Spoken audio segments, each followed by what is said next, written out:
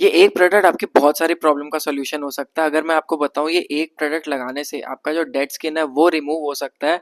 आपका अगर skin dull पड़ गया तो अच्छा खासा ब्राइट हो सकता है।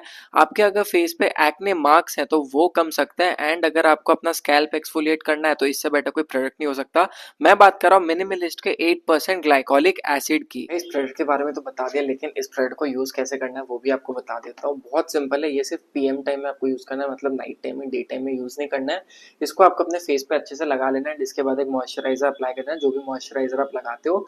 एंड मेक श्योर करना आप ये प्रोडक्ट जब यूज करते हो तो आप एक एसपीएफ यूज करो, क्योंकि अगर एसपीएफ नहीं यूज करोगे तो आपका स्किन थोड़ा सा सेंसिटिव हो सकता है।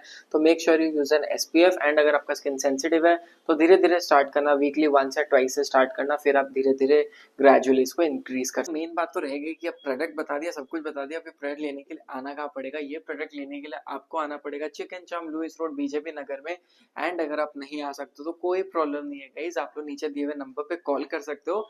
एंड हम लोग ये प्रोडक्ट को आपके पास कोरियर कर सकते हैं। गाइज फटाफट से स्टोर विजिट करो, ऐसे बहुत सारे प्रोडक्ट्स हैं हमारे पास जो आपके बहुत सारे नीड्स को कंप्लीट कर सकते हैं।